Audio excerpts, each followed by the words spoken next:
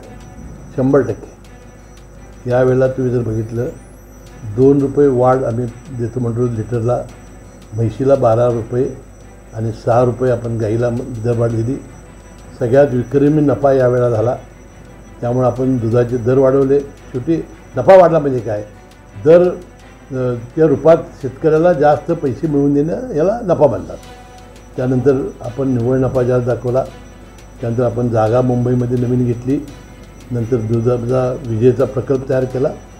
आणि ठीक आहे, काही प्रमाणात लोकांच्या तक्रारी आहेत.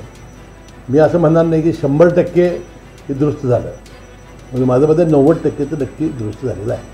लेखापरीक्षण ज्यावेळी झालं त्यामध्ये अनेक त्रुटी ज्या आहेत त्या आढळून आल्या आणि त्याबाबतची कारवाई अद्याप झालेली नाही.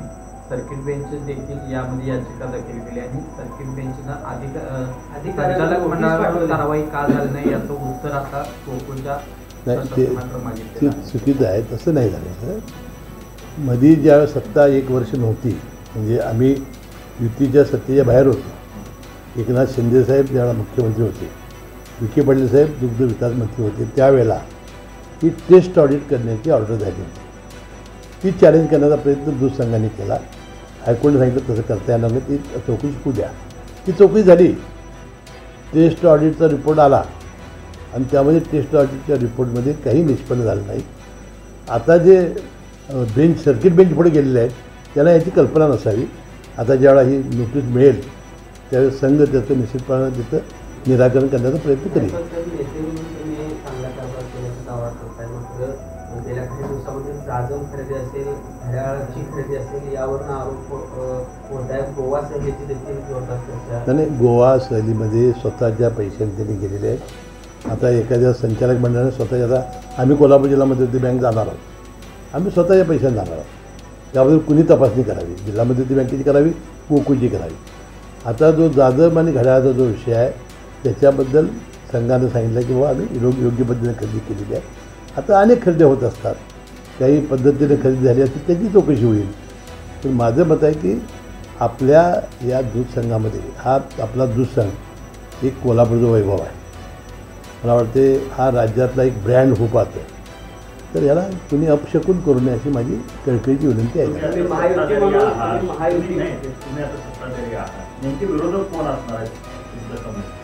तर विरोधक आता कोण असणार आहे ते तुम्हाला माहिती आहे. आज काय त्याची नावं घेण्यात काय अर्थ नाही. युती जर एका बाजूला आली की कोण विरोध राहणार तुम्हाला माहिती आहे.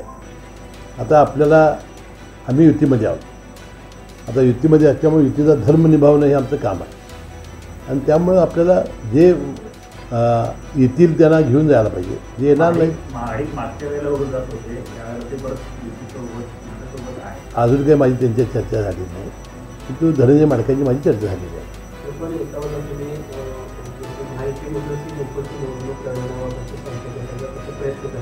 मात्र महाडिक कुटुंबातील धनंजय महाडिक असतील, शौमिका महाडिक असतील, या अजूनही गोकुळच्या कारभारावर नाराजी व्यक्त करतायत. विशेषतः तुमच्यावर देखील नाराजी व शाब्दिक टोलेबाजी तुमच्यावर वैयक्तिक होताना दिसते.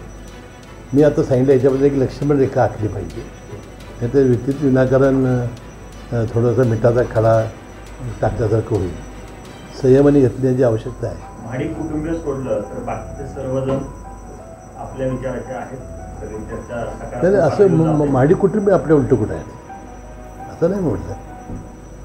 मी म्हणतो की युती म्हटल्यानंतर एक लक्ष्मण रेखा आपण आखली पाहिजे. नाही, हे खरं आहे की कैलासवासी PN पाटील साहेबांचा एक मोठा गट या 3-4 तालुक्यामध्ये म्हणजे करवीर, पन्हाळा, गगनबावडा, राधानगरी या 4ही तालुक्यामध्ये होता. त्यांनी फारपणानं आपली शक्ती पणाला लावून हे सगळे कार्यकर्त्यांचा सांभाळ केला होता. आणि त्यांचा मी मनपूर्वक आभारी आहे की त्यांच्या दोन्ही चिरंजीवांनी राहुल आणि राजेश यांनी अजितदादा पवार यांच्या नेतृत्वाखाली आमच्या पक्षामध्ये राष्ट्रवादी पक्षामध्ये येण्याचा निर्णय घेतला. फार मोठा कार्यक्रम त्यांनी केला आणि त्यांनी आपल्या भावना व्यक्त केलेल्या होत्या. आता हातकणंगले तालुका असा एक मोठा तालुका राहिलेला आहे की त्यामध्ये अजून आमचा प्रवेश फार त्या प्रमाणात झालेला नाही. आणि कोण येणार असतील तर आम्ही त्यांचंही स्वागत करू आणि त्यांची इच्छा असेल तर अजितदादा पवारांना सुद्धा आम्ही आणू. आता जे हे प्रकरण जे झालं होतं ते 22-23 सालचं आहे की जिल्हा नियोजन मंडळातून 10 कोटी रुपये काहीतरी साहित्यासाठी सर्जिकल साहित्यासाठी CPRला देण्यात आले होते आणि 22-23लाही खरेदी झाली होती. त्यामध्ये ESICची मुलुंडचा दर करार, ESIC आपला म्हणजे कामगार विभागाची दवाखान्यांची ती साखळी आहे, त्यांचा दर करार दाखवून बोगस ही खरेदी केलेली होती. त्यामध्ये 2 खरेदी झाल्या होत्या, एक 5 कोटीची आणि 4 कोटी 2 मला आठवतं. मग जेव्हा या प्रसारमाध्यमामध्ये बातम्या आल्या तेव्हा आपण पहिलीची चौकशी केली आणि दुसरीची चौकशी नंतर केली. पहिल्यामध्ये सुद्धा त्याला कंपनीला त्या ब्लॅकलिस्ट केलं आणि त्याच्यावर फौजदारी घालण्यासाठी फौजदारी घातली, म्हणजे त्याच्यावर FIR गुन्हा नोंद झाला. आणि दुसऱ्यामध्ये तेच झालं.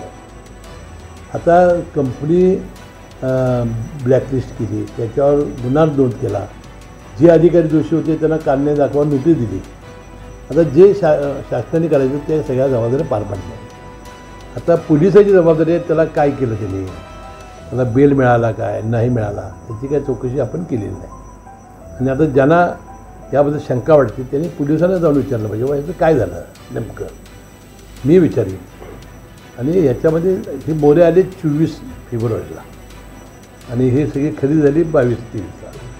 त्यामुळे ह्या प्रकरणाशी त्यांचा काही संबंध नाही, त्यांच्या हातात काही नाही. ते जरी आज वाचवतो जरी म्हटले तर ते वाचू शकत नाहीत, कारण ऑलरेडी चौकशी शासनाने केलेली आहे आणि ऑलरेडी त्याचा अहवाल प्राप्त झालेला आहे.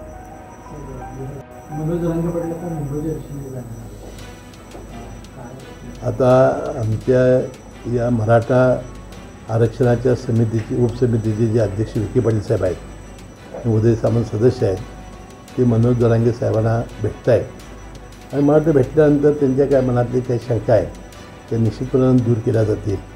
आणि मला वाटतं की या गणेशोत्सवाच्या काळामध्ये ते सुद्धा समजून घेतील आणि आरक्षणाचा प्रश्न OBCतून द्यावं आणि कुणबी असं त्यांचे जे प्रश्न आहेत त्याचं समाधान करण्याचा प्रयत्न आमची मंडळी करतील.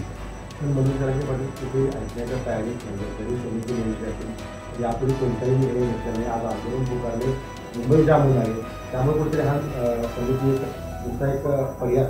ते मनोज जरांगे साहेबांना माझी विनंती आहे की गणेशोत्सवाचा काळ आहे, सणावाराचा काळ आहे, थोडंसं त्यांनी संयमानं घ्यावं आणि जे प्रश्न असतील ते सोडण्याचा शासन निश्चितपणाने प्रयत्न करेल.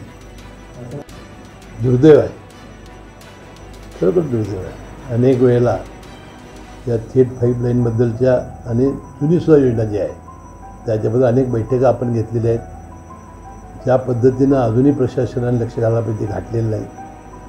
आता दुर्दैवानं अनेक वर्ष निवडणुका न झाल्यामुळं पूर्णपणानं भार हा आता अधिकाऱ्यांच्यावर आहे. आणि मला वाटते परवासुद्धा अजित पवारांनी ज्यावेळा बैठक घेतली राज्याचे उपमुख्यमंत्री अजितदादा पवारांनी, तेव्हासुद्धा सगळ्या ह्या गोष्टीकडे त्यांनी लक्ष वेधलेलं आहे आणि त्यावेळेस त्यांनी नाराजी अतिशय व्यक्त केलेली होती. प्रत्येक वेळी का तांत्रिक बिघाड होते, परत ती योजना म्हणजे सदोष नाही आहे, काय नेमकं असा प्रॉब्लेम येतो की तिथं पुण्यावरनं मुंबईवरून लोक बोलत असतात. नाही, माझं मत काय आहे की जी ही योजना आलेली आहे तर ती इतक्या म्हणजे प्रतिकूल परिस्थितीतून आलेली आहे की तिथं हवा मोठ्या प्रमाणात आहे, तिथं नदीला पाणी म्हणजे त्या दुधगंगा प्रकल्पातून पाणी येतं आहे आणि एवढ्या लांब येत असताना हे छोटे मोठे जे बारकावे आहेत ते कन्सल्टंटनी वास्तविक ते लक्षात आणून ही योजना केली पाहिजे होती. आणि आता ह्या लक्षात यायला आलेलं आहे की या वाऱ्यामुळं वायर तुटत आहेत, नंतर त्याला खालून जमिनी खालून ती वायर घालण्याची आवश्यकता होती. त्यानंतर त्या ठिकाणी अतिशय प्रतिकूल हवामान आहे या काळमवाडी धरणावर. या सगळ्या गोष्टी मला वाटते बेदखल केल्या गेल्या आणि त्याचे परिणाम आहेत. मला वाटतं हे लवकरात लवकर दुरुस्त करण्यासाठी अजितदादा पवारांनी किती निधी लागला तर द्यायला त्यांनी तयारी दाखवलेली आहे. मला वाटते लवकरात लवकर हे दुरुस्त होण्याची आवश्यकता आहे. तर आपण पाणी जनतेला देणार नसू तर लोकांच्या या अपेक्षा त्या पूर्णपणे फोल ठरतील आणि या शासनाची नाराजी यामुळे उफाळली. शाब्दिक युद्ध काही रंगलेलं नाही. ज्यावेळा राहुल पाटील आणि त्याचे सगळे कार्यकर्ते येण्याचा निर्णय घेतला त्यावेळा सतेज पाटील यांनी त्यांच्या तालुक्यामध्ये 2 दौरे करून त्यांचे कार्यकर्ते डिवचण्याचा प्रयत्न केला. आणि म्हणून त्याला मी म्हणालो की तुम्ही इतकं हळू होऊ नका की रोज काँग्रेसची इतकी मंडळी जात आहेत. म्हणजे माझे आमदार तर मला वाटते रोज 2-3 ते जाता येतात. त्यांची तुम्हाला कधीच काळजी लागली नाही. ते आता बिचारा राहुल पाटील ज्याचे वडील गेलेले आहेत, त्याचा कमी मतांनी पराभव झालेला आहे, त्यांनी स्वतःच्या गटाच्या भवितव्यासाठी विचार करून काही जर निर्णय घेतला असेल तर त्यांच्या वडिलांच्या मागं तुमची आणि माझी जबाबदारी आहे की त्यांना आशीर्वाद देण्याची. असं इतकंच बोललो मी. त्यांच्या पक्षप्रवेशावर नाही, शक्तीपीठवरनं पण शक्तीपीठबद्दल ते 15 ऑगस्टला जाऊन त्यांनी माझ्या मतदारसंघामध्ये जाऊन झेंडावंदन केलं, खरडा भाकरी खाल्ली आणि ते म्हणताना काय म्हणाले की मुश्रीफ साहेबांनी आपला शब्द पाळावा. आता मुश्रीफ साहेबांनी शब्द पाळावा ही का बोलण्याची आवश्यकता होती काय? नागपूरपासून हा रस्ता त्या पात्रा देवीपर्यंत जाणार आहे.